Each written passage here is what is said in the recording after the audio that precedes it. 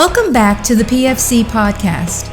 The views and opinions you are about to hear are the speakers and do not necessarily reflect those of anyone else. Now on to the podcast. Welcome back to the PFC Podcast. This is Dennis, and today I'm with Anri. How are you doing this morning? Hello, mostly well. Oh, very good. So the reason why I asked Anri to come on is that he's a Ukrainian medic, and we're going to get some lessons learned straight from the battlefield. So Anri, if you wouldn't mind, would you please give us a little bit of background on yourself? Yeah, of course, with pleasure. I'm a combat medic. I'm participating in the War Science 14. And we get a lot of experience, and we start from the beginning. We develop it through all this war. We had a lot of lessons. We had a lot of instructors which came to us and trained us, and now we get more and more experience, and we still continue to adapt and every time adjust to the current situation, because everything is changed even through the last year. I do not even try to compare science with 2014. So a lot of things were changed during this time, and we also changed with these things. Yeah. So, let's start off with kind of some basic stuff. So what are the very common trauma MOI that you're seeing? Yeah, so a lot of trauma present now. So you have absolutely whole pattern of trauma, especially if we talk about last year. But of course, the first place belongs to the shrapnel wounds, and especially if we talk about the artillery shelling. So yeah, shrapnel wounds is the number one. Then we have TBI. Less, of course, it's gunshot wounds, but it also depends from the region, because in some areas the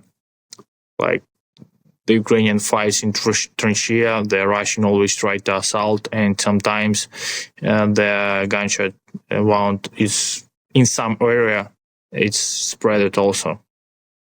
Okay. So how do those wound patterns, do they change with urban versus rural, or are they essentially the same? Yeah, unfortunately, or of success, they changed a lot. If we talk about the urban area, they had much more trauma, not only from shrapnel, but also secondary trauma from the piece of bricks or something like this. If we talk about shrapnel wounds, in case if the artillery shell reach some solid surface, the shrapnels going down and mostly hit lower limbs, instead of if we talk about the some ground surface, they mostly go to the up and side and mostly injured upper limb and the chest and armpit or something like this. So we have such a big difference, and it's easy to see, and it's easy to compare. Yeah, I mean, that makes sense. You have an artillery round or a mortar round, whatever. Hitting concrete, it's very hard. When it explodes, that angle of the shrapnel is going to be a lot lower to the ground compared to soft soil. The round is actually going to penetrate into the soil, and so your angle of that shrapnel is going to be, a lot steeper, I guess.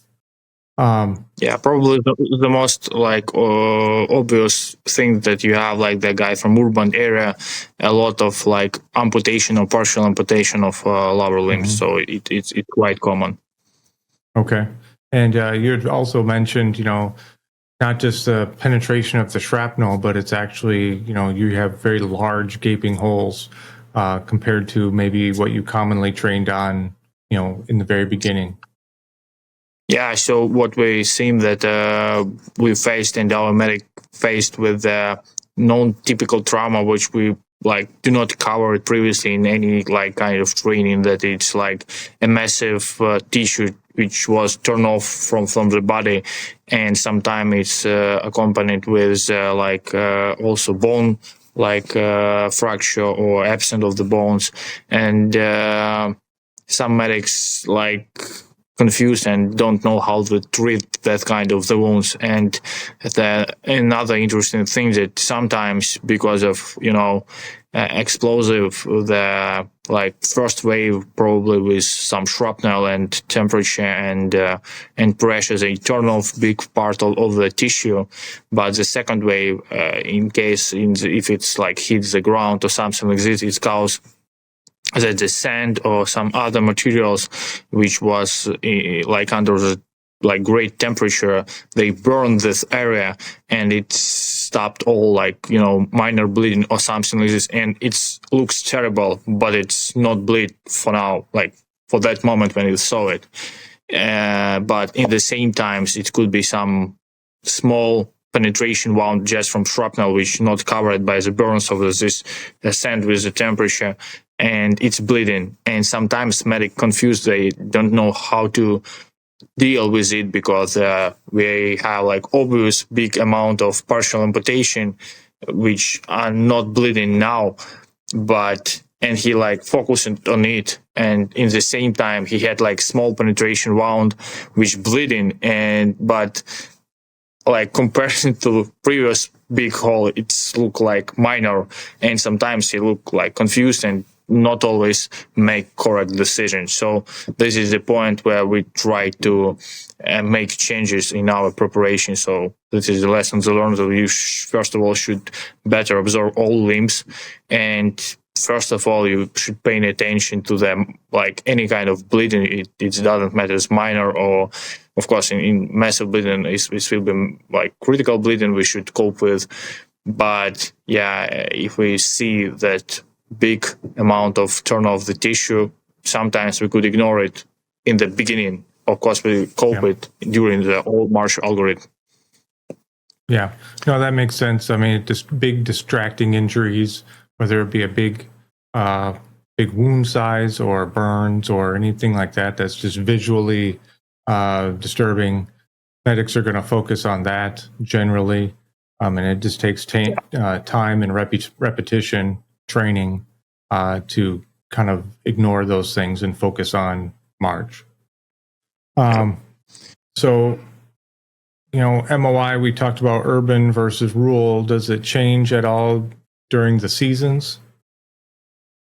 Yeah, so of course, that in Ukraine we have like the pretty cold winter and quite hot summer. So of course the clothes will be quite changed, and also sometimes even armor will be changed from depend of the time. And if we talk about the summer, it's not a bigger problem to cut off the clothes and expose the wound and evaluate it and make a correct decision about how to cope with a current wound, instead of winter when the soldiers be sometimes forced to stay on the trench a long time of period. They should wear they not should, but they wear a lot of clothes.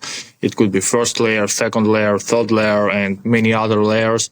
And sometimes if they had some injury, it doesn't matter what kind of injury, and if you want to expose it, sometimes it's absolutely impossible to get it. And so some medics prefer to apply hasty deliberate instead of hasty tourniquet instead of deliberate, even if they have ability, because it's take so much time to get to the wound that they do not able to wait. And especially because of artillery shelling of position is quite constant, and the ambulance vehicle doesn't matter, it's case evac or it's medevac or it's armored vehicle or not, it's not safety to stay a long time and wait evacuation time. Yeah, that definitely makes sense. So speaking of difficulties on POI, so you mentioned bombardments. a few times already. So, I mean, how long are these bombardments lasting?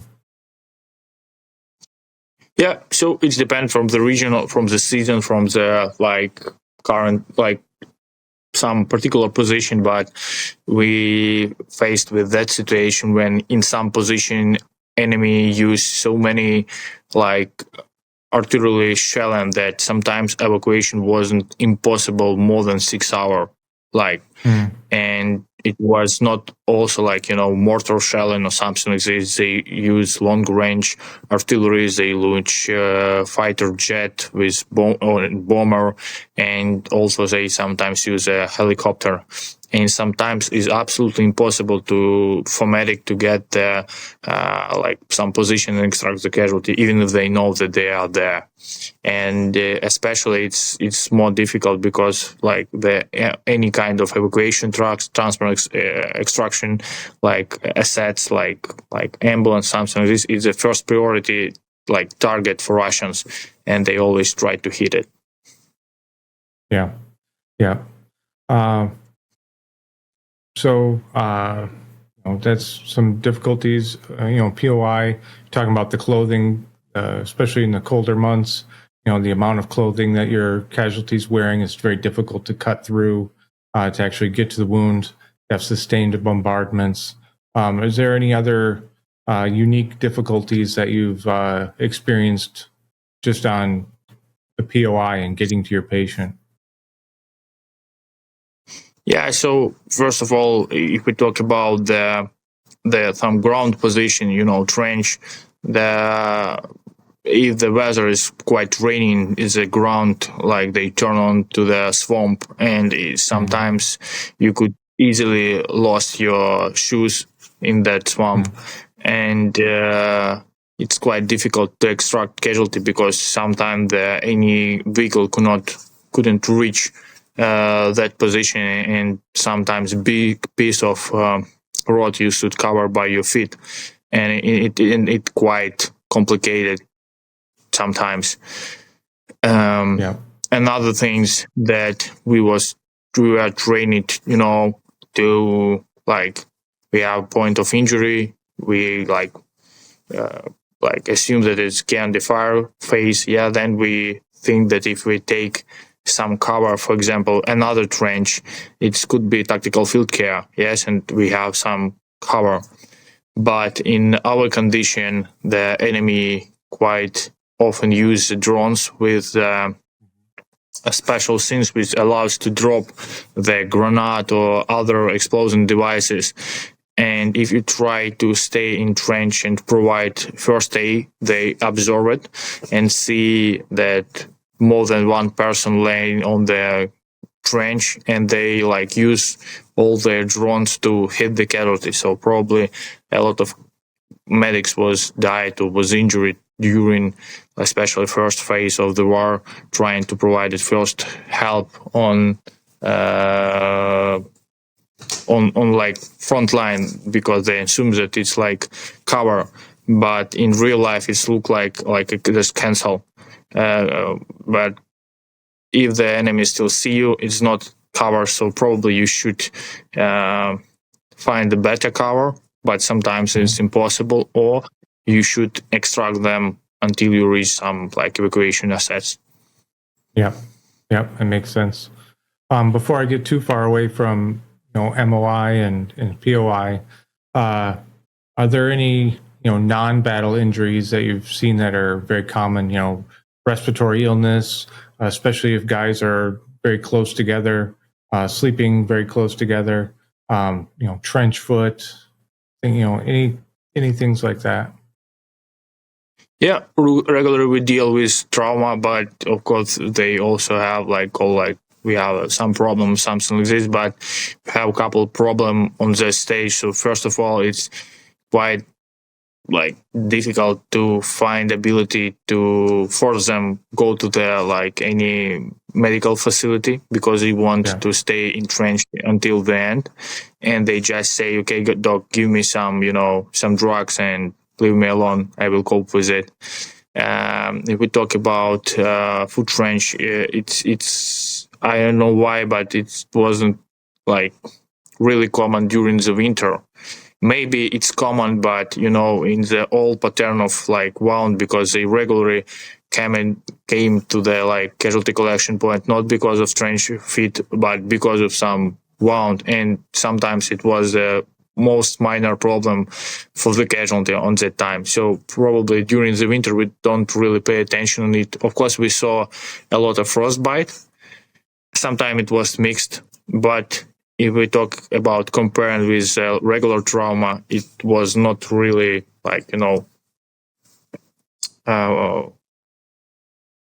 important in that time. Yeah. If we talk about some respiratory disease or something like this, of course, a lot of guys had it, but still they just add some drugs in, and that's it. If we talk about some virus or something like this, probably during that phase, they had so many stress and others that they mostly not really pay attention for their health condition, because mostly the intensivity of fire is so high, and they just try to survive. And in that condition, the immune system try to mitigate all this secondary illness and focused on on survivability. But where we commonly see it, when we took away the guys from the trench, they already got get to the some relatively safety condition, the old illness starting to showing up. Yeah, makes sense. So another thing I've just maybe a day or two ago, it was about from the Russian side that they're digging their trenches, and they're digging their trenches through farmland, and they're digging up anthrax spores, and that's becoming an issue with them. And I imagine it's going to continue being an issue through as the season warms up. Have you guys noticed anything on your side? Yeah, so probably I thought about it, and first of all, during the winter time, the temperature quite low, and they have no chance, to develop. But regularly, we are not really commonly use a lot of these chemicals inside during our field working, so it's not quite common for us, and I'm not really faced with it, but it's not means that it's not present here. So just from my experience, I do not face it. Maybe when it will be more warm, and when the ground will be more warmed, we will see that problem. But for example, we have a lot of trench war since 2014, and this problem was not really common. Maybe some particular territory could be more dangerous, but it will be. I just my suggestions. Maybe some local situation we will see, but for now it's not really common. Yeah. Oh, that's very good. All right. So disease, non-battle injury, it's always going to be common in any kind of conflict, and we can't just think trauma. We have to take in consideration, the whole patient. But moving off of MOI and POI, what are some difficulties you're seeing going from POI and now you're in the CCP? What kind of difficulties are you seeing? Yeah, so the biggest problem, like I mentioned before, that the enemy tried to get any casualty collection point, any ambulance asset, medical assets, and if they see some medical personnel who try to carry the casualty, it will be priority target for them. So the mortality during evacuation quite high, especially in some region, and you should always consider it. So the enemy mostly have a lot of drones also. And if we talk about the field area, it's quite difficult to take cover. That's why sometimes the evacuation from both sides, by the way, happened mostly it's like nighttime, because you could easily cancel your like movement or something like this. And of course, it also depends from the season, because in winter the trees haven't leaves, and you could use the forest or something like this. And it's quite depend. And about the road and other, most of road, because of enemy have like priority in artillery, and they like so like common make the artillery share of road. The road is terrible, so sometimes it's impossible to fast like just came this load and go. It wasn't work like this, because it's keep too much time. If you try to use armored vehicle, it's also like complicated. And so it's depends, of course, from the region, from the territory, but in some region it's quite difficult. Like I said, a long distance you should cover by your feet. Then you could use, for example, case evac or like armored vehicle. Then probably when you reach the normal road, you could make exchange point and put the casualty to the ambulance or something like this. So it's really depends from the like region and from the medical planning. So you always should make the correct medical plan, because from it could depend someone's life. Yeah, absolutely. So I guess, how are you making coordinations? Is this like a pre-planned thing? Like as part of your medical plan, I'm going to move from, point of injury to X distance. We're going to meet up in this location. I'm going to transfer them over to, an armored vehicle. They're going to take them to another pre-planned spot where we're going to exchange over to an ambulance. Or is this kind of on the fly, radio calls or whatever? So it's like always depend from the planning, from the mission, like TLP procedure or something like this.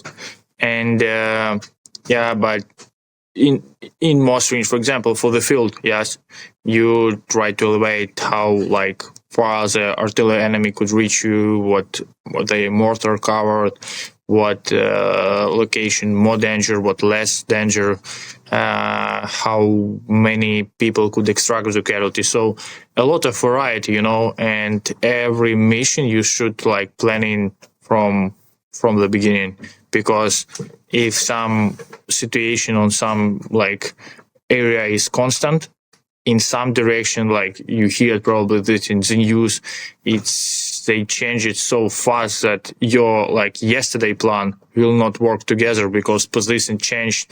They like get more artillery, they get more like fight jet or something like this, and it will not, the previous plan will not work. So every day you will use, so of course you always will have some pre-planning, but you always should make base plan, something like this. And if we talk about like radio, like some like connection between the group, it's also complicated, because radio interference and other, they like could spoil all your first plans. Yeah. So it's also sometimes complicated. So you always should have a lot of variety. Your base plan should be always like created before, and you always, it's sometimes the situation unpredictable, but we do like our best. Yeah, of course. Can't do anything other. I won't give you. I won't give you like one answer, but it doesn't exist. So this is why. Yeah. No, of course. I mean, life is complicated, and this is a war zone. It's going to be complicated. It doesn't just go like a scenario, Yeah, but before full-scale war invasion, we should that we could like create a couple of the plans and it will work. But now it's everything more complicated. Radio station could be doesn't work because they make it worse. The internet could be also doesn't work, or it could be heated or some other. So you could use your medical asset, but sometimes is not able to reach zone what you have. So you should use the assets of some guys who stay beside you. So a lot of aspects. Yeah.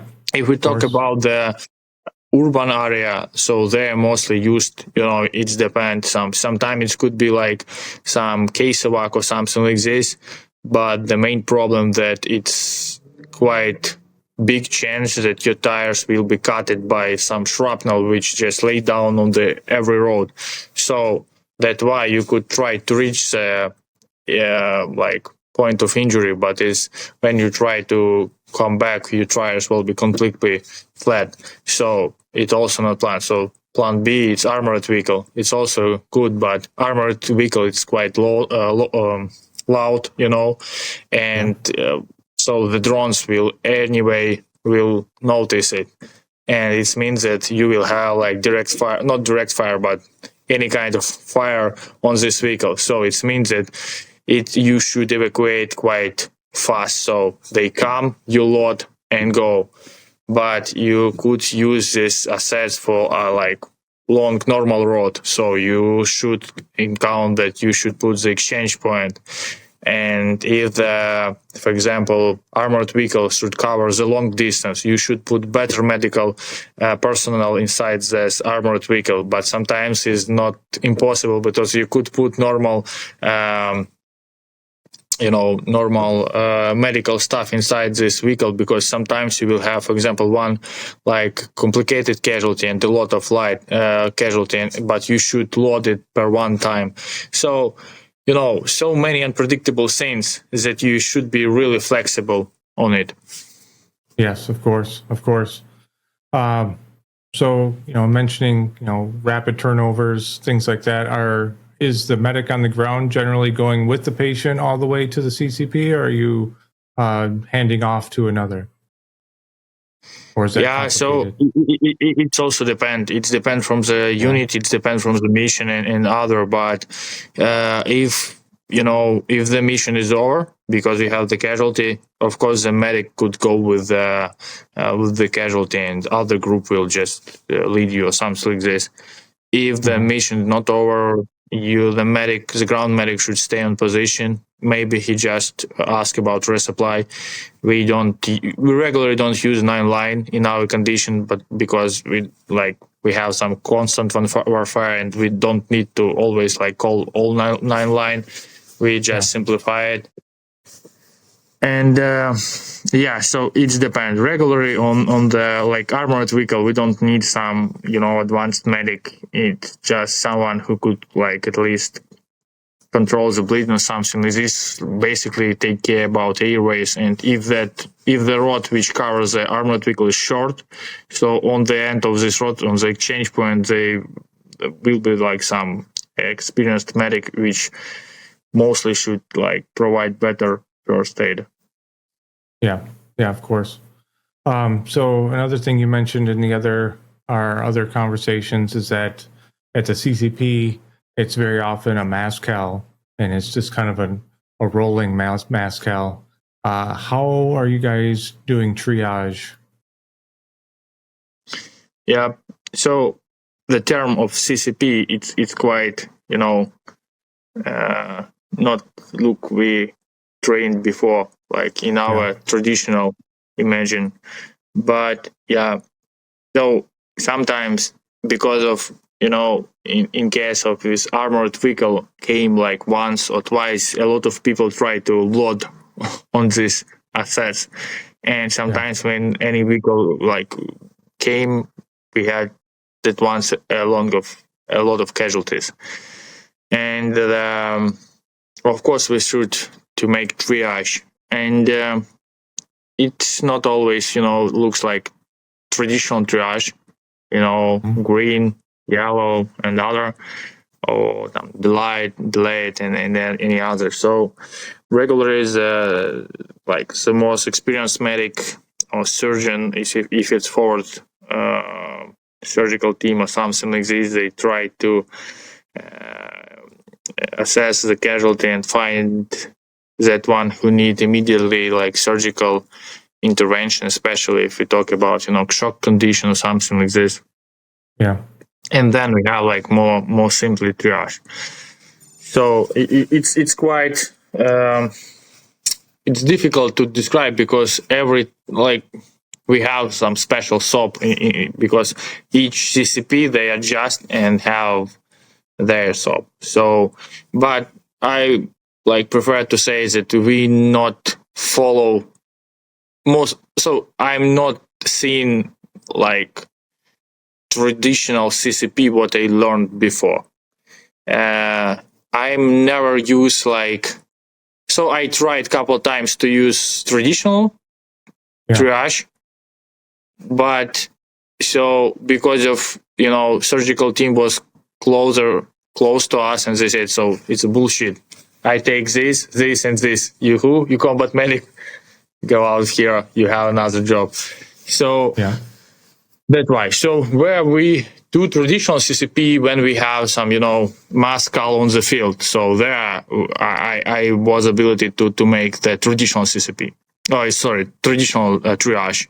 But on our CCP, it's regular do not work like this. So they have couple priority shock, abdominal trauma, and so it's look like secondary triage after CCP, but they do it from the beginning. So surgeon came, okay, you, and you, and if he couldn't recognize the ones, they say, okay, you guys cut the clothes off, vital signs, and report me.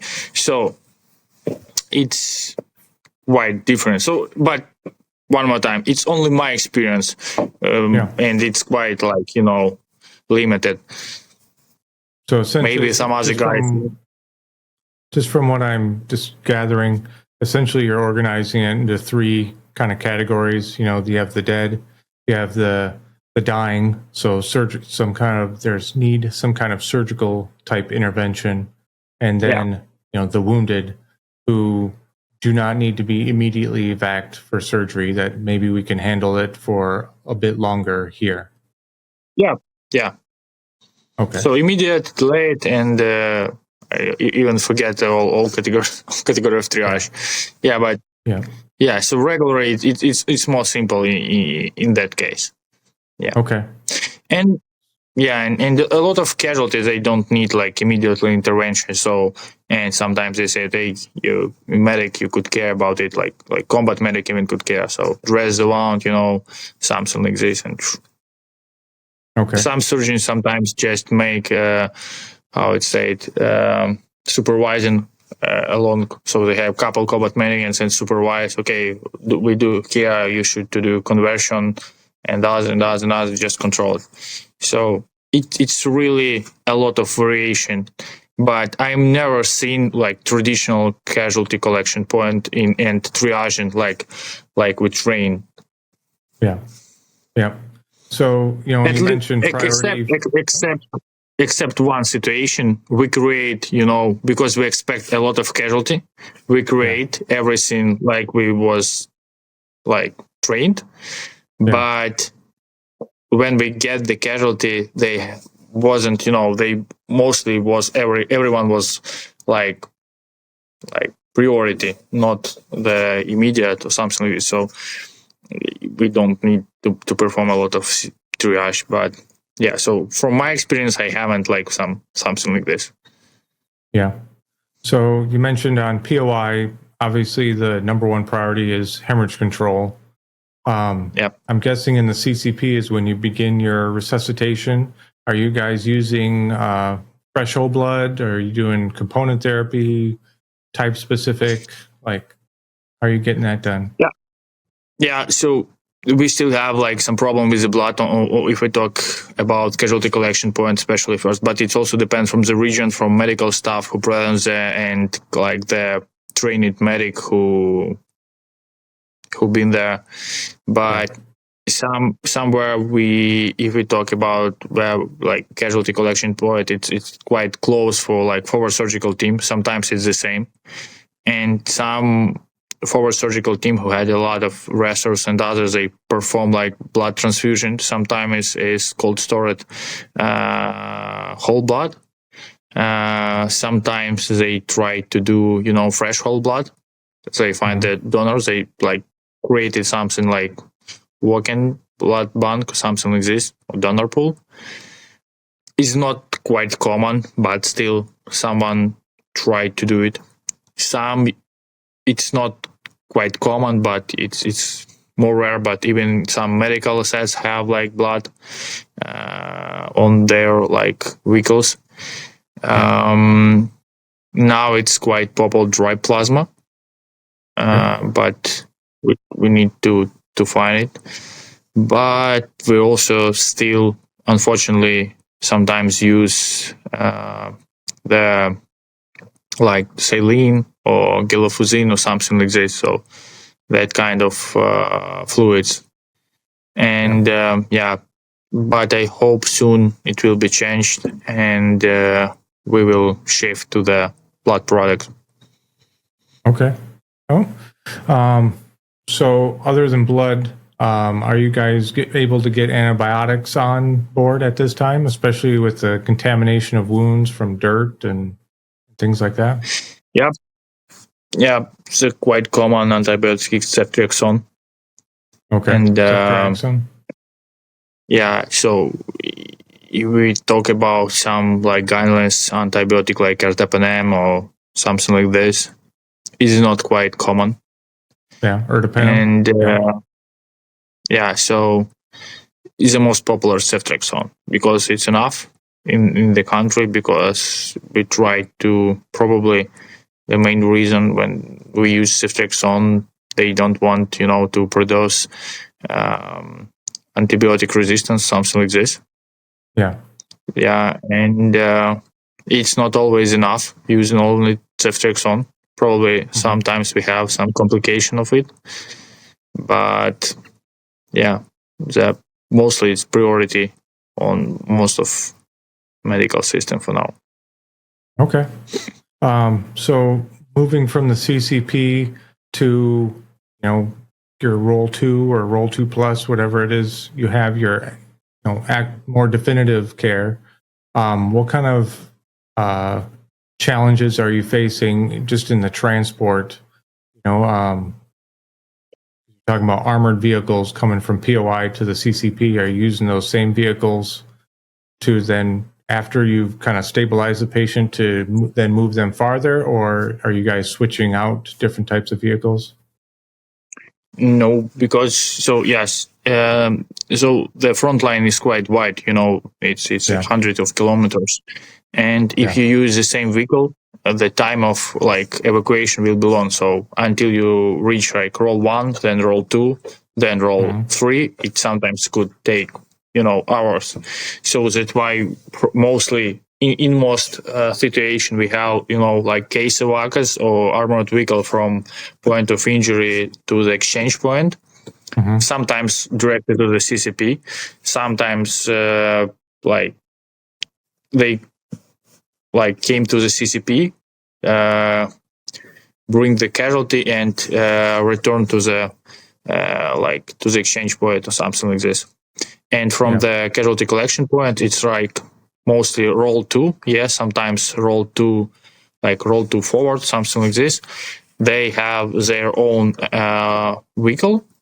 It's sometimes it's ambulances or something like this, which go directly to the Role 3 or something like this. So it's different like type of vehicle. So it's a resuscitation team and other, because a lot of casualty need some additional support during evacuation. So sometimes it's ambulance with some resuscitation team, which like transport them to the next level of care. Yeah.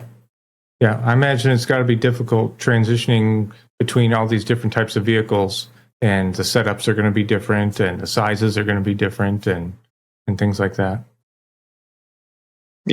So it's still it depends, because a lot of like army vehicle, a lot of volunteer vehicle, and so it's different assets. The personnel is different, so the level of personnel are different. Some, if we talk especially about evacuation from the role 2 till role 3 or something like this, it's like mostly ambulance C+ class, and in some ambulance they have enough staff, in some they have less, so always we need additional triage, understand it, which casualty need like more advanced vehicle and advanced team, which less, and it depends. But mostly, like if we talk about from role 2 till role 3, there are not a lot of problem. Instead of if we talk about from point of injury to role 2. Okay. Yeah. You mentioned targeting of your ambulances or medical kind of transports. How common is this? Is this just they get lucky, or are they actually hunting down medical personnel, medical transport? Yeah, so regularly, the problem is that the Russian permanently use, that big drones which called Orlan, and they like constantly like hang on the air, and they try to find the point where the vehicle are gathering or people gathering, or like I mentioned, some vehicle like it's ambulance or something like this, so they pretty easy noticeable. Yeah. And if they like see it, and if it get reached, especially by artillery, they do it with pleasure. And if it's like far, they like not really common, but as it's like it's quite often they like if they could reach it by artillery, they reach it by rocket. Yeah. So I know that like at least like 2 times, or like some depend, they try to hit the main like casualty collection point, or like field hospital, something like this. And they're like the benefits when like which help us, it sometimes they use like some old rocket in these cases in the front line mostly, and they regularly missed, not always, but it is not always like to hit directly like building or shelter or something like this, but it's still it's if it's missed to the casualty collection point or field hospital, it doesn't mean that they do not hit nothing. Mostly they could hit like some civilian infrastructure or some other. And if we talk about from point of injury till like casualty collection point, of course they try to hit it, because they understand that some vehicle regularly come to the trench or something like this, so it's priority target. If they've seen that where a lot of vehicle gathering or somewhere try to hide in, they, because some exchange points, something like this, they also try to find out it and also hit it. So they try to do quite often. So that's the reason when we forced to like often change the exchange point and others, and spread the medical assets, and it's also make more complicated evacuation of the casualty, because you always should adapt, change, and other. And during like full-scale war, we lost a lot of medics. So if we try to compare, like for example, from 2014 till 2022, if we compare the loss of medics, they lost a lot. Also, they also tried to make ambush. I know at least a couple of evacuation team which was in ambush and they was killed. A lot of combat medic, and so a lot of medical personnel died, unfortunately. Yeah. Speaking of other fucked up things that happen, chemical weapons. I've heard reports of chemical weapons like carfentanil or white phosphorus being used Do you have any experience, or have you heard about this? I haven't like personal experience about the white phosphor or something like this, but especially in the beginning of the war, my friend who's died, they had experience about the white phosphor a lot, and it's not so common, but it's happened, especially if the Russian like thought that any news could like show it up. They use it, in Mariupol and other city, but they think that they blocked, and anyone do not see it. They use all possible weapon what they have, because they understand that it's especially in the cities, because they understand that it's quite difficult to engage it, and they use any like unconventional method to fight. So white phosphor is quite common. There like a lot of probably another chemical weapon, but is not really common use, because not everyone understanding that they use chemical weapon or not. So most of you could know about it, because if it's obvious, if someone film it, or if you see a lot number of casualty with the same problems. Signs and symptoms. Yeah, signs and symptoms. Yeah. So this is a problem. Yeah, but it's used. Why it's not common? Because now they like in most front lines, they like the enemy so close. If they use some gas or something like this, they also like harm their own forces. So the Russia, we know that not really like pity with them, with their like soldiers. They don't care about them.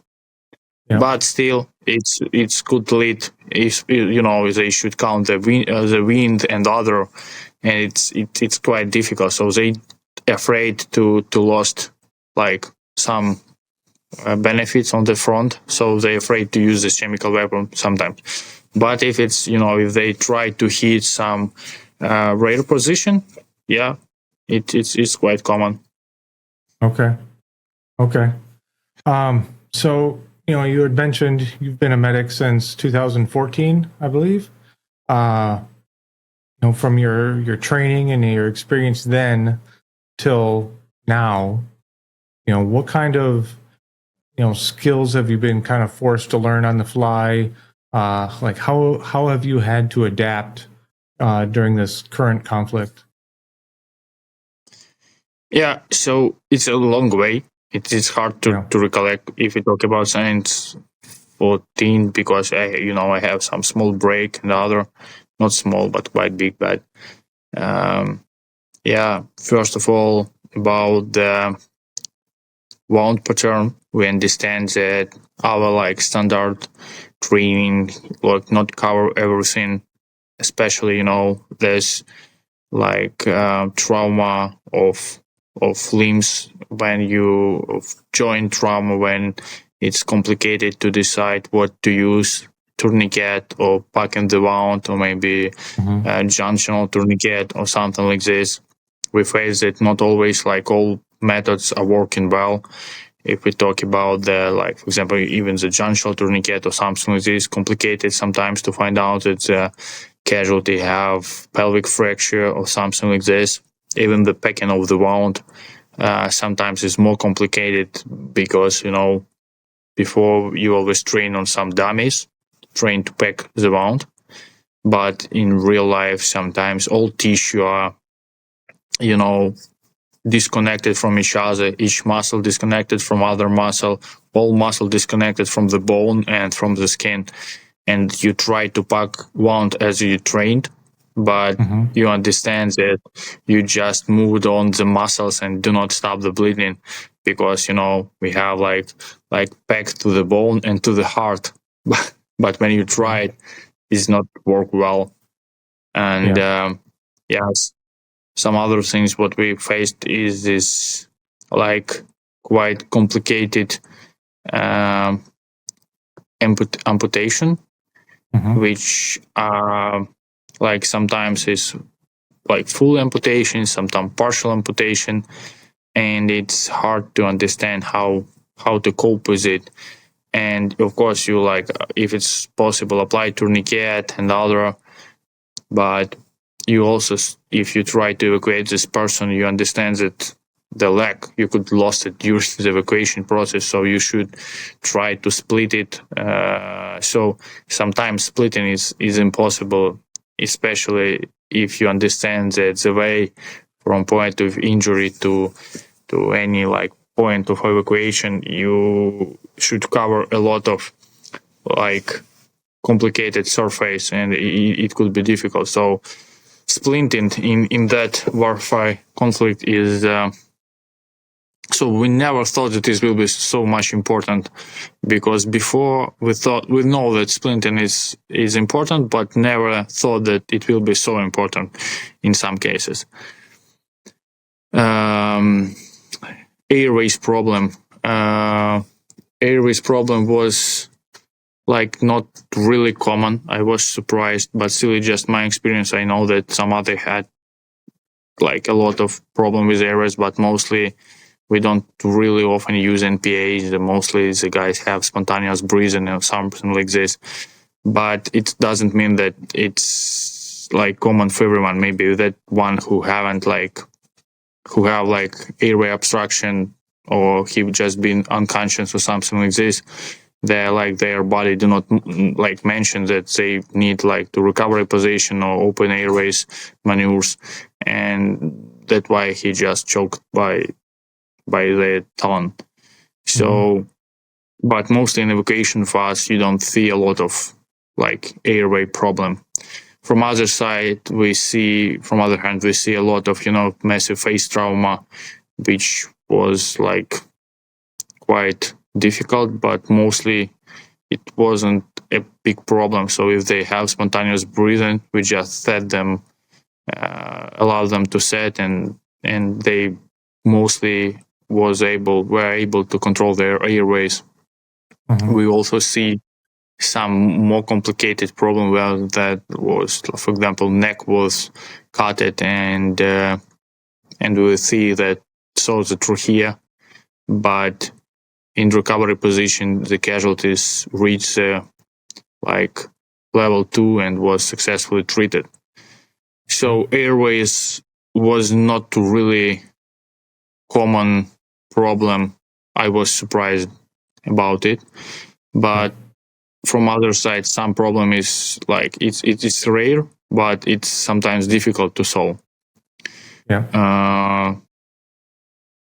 Another what was surprise for us, it's a respiratory problem that we didn't see a lot of tension pneumothorax in our experience, but we know that it depends from the condition, but we see a lot of pneumohemothorax, and even if you try to solve problem by, for example, NCD, is not always to work. So we pay more attention for chest tube, because before we thought that it's quite low chance that we was forced to do chest tubes, but now we understand that probably everyone at least should know how to do it and train it more, because sometimes, especially in case of pneumohemothorax, is quite common, because a lot of shrapnels and other and yeah. You guys do finger thoracotomy? Yeah, so mostly we try to do, mostly we do it on casualty collection point.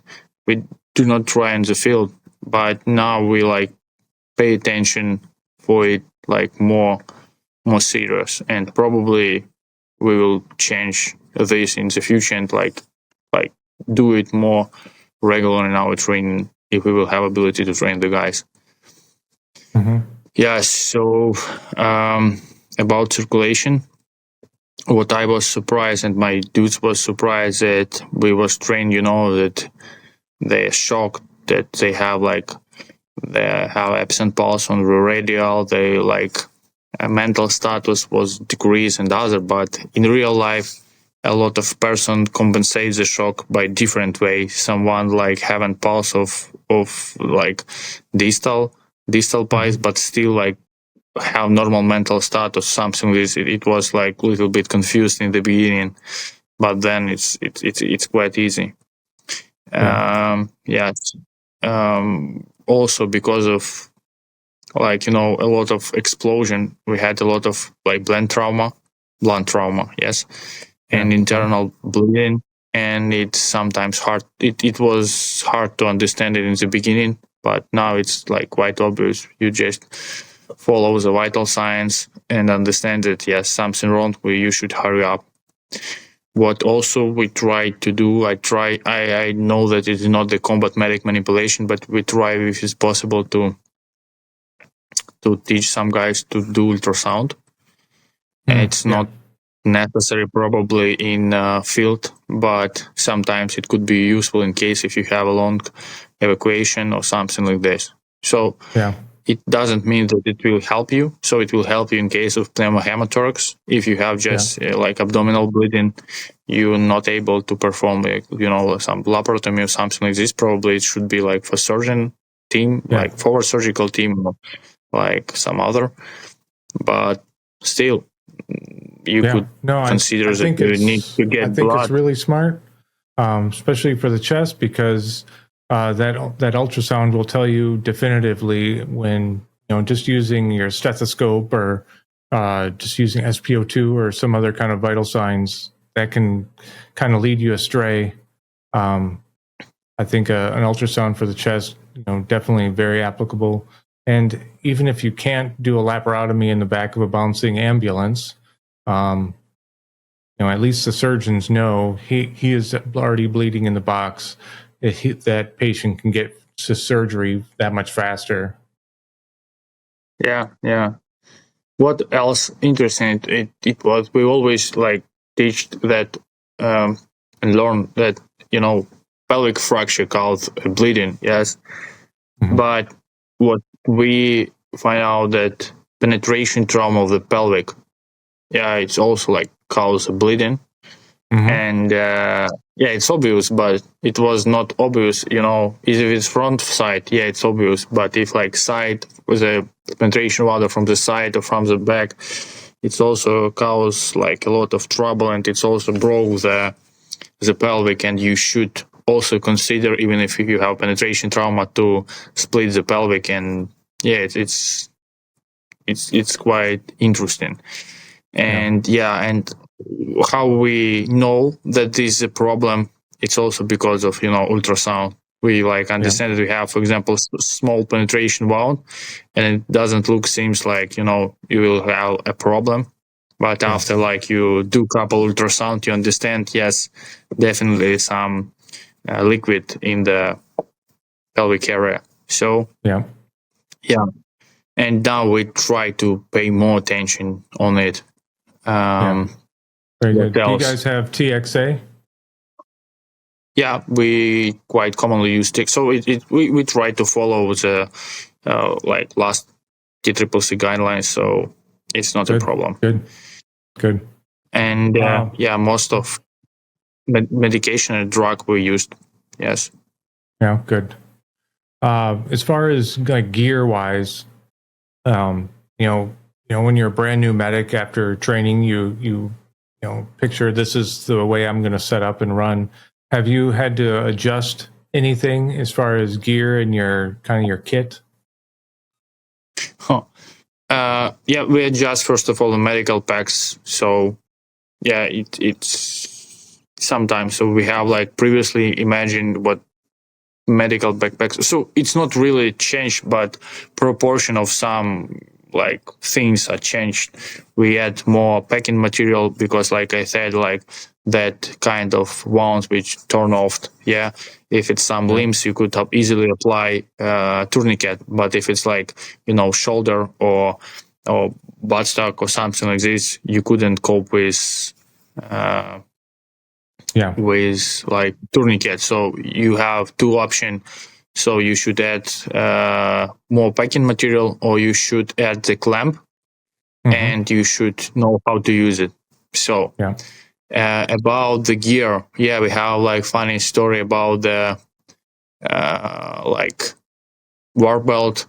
the bullet or shrapnel, I don't know, hit the back and go out through the side near the joint of leg, and one of the magazine was blown, and the spring was inside the body. Yeah.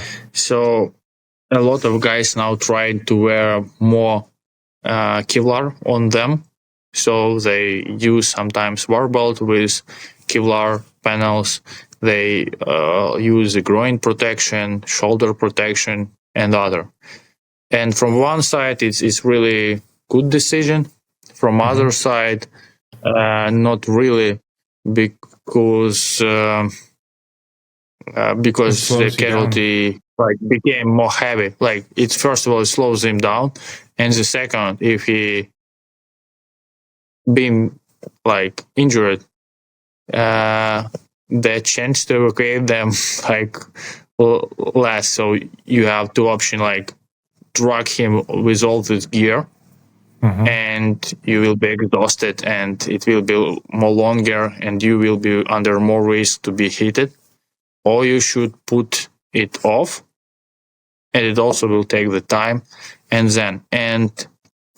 as I said, if you, for example, use the shoulder protection, for example, if you still have some bleeding of the limb, upper limb, you could easily apply the tourniquet, because you should take off the shoulder protection and try to put the tourniquet. And if it's lower part of the arm, so you could make something deliberate tourniquet, for example, without cutting the clothing, but still it could be a problem. So mostly some of guys, especially who in the trench or something like this, they try to add more Kevlar or polyethylene. So Cool. Tourniquet. So what we offer the guys that they should have at least 4 tourniquets. So 2 by so it should be in vest, in uniform. So if you somehow find yourself without the plate carrier or something like this, you should be able to find easy tourniquet. And of course, it's you should to use tourniquet without any package, because I know that some still use it with package, but if it's combined with blood and with dirty, sometimes open it quite difficult. And so we're getting close to an hour now. Is there any kind of final lessons learned that you'd like to put out? So first of all, if you try to summarize, trying to have more training, trying to watch more video and trying to analyze your own experience and try to prevent problem before it exists. Second, do not forget your medical stuff or something like this. So always better to take more than less. You should take you should prepare 3 kind of medical gear, for example, backpacks, some assault backpacks with medical gear, and for example some small CLS bag or something like this, and of course IFAC. So it depends from the mission. You could take another one, and do not change medical equipment from one backpack to another. It's ideal if you have ability to have a couple of it. The thought medical planning is really important, essential. And training to evacuate it's quite, so it was underestimated, I thought. So evacuation from vehicle, from trench, from difficult surface, from from collapsed building, it is quite important. And should understand that you never know how. So so try to take care in some solid concrete building or something like this. So tranchea is not always good idea. Know the procedure how to load the casualty to any assets, medical assets, how to unload. And in our cases, you should not only know your level of medical knowledge, but a little bit and level higher to help and assessed by like some medical personnel or something like this. But because of in case of Moscow or something like this, probably the medic will not have ability to provide, appropriate help to your casualty. So you should know the basic procedure, and he just could supervise you, and you will provide this help by yourself. And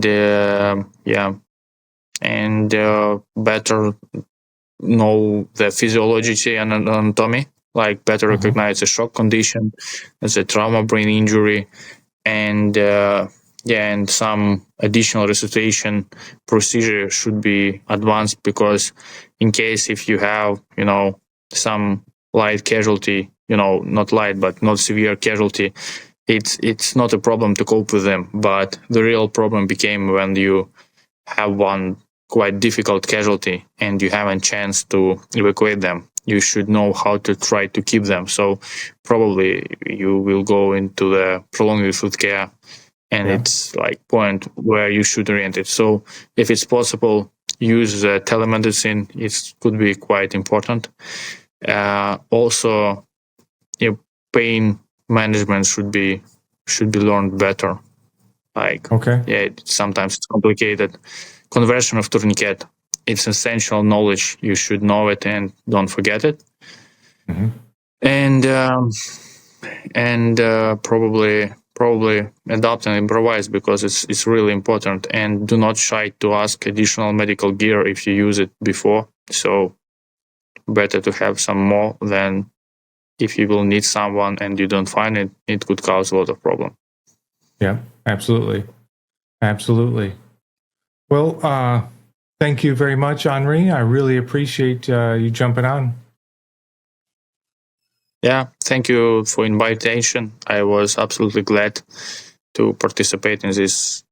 Awesome. For today's podcast, be sure to go to our website, www.prolongedfieldcare.org.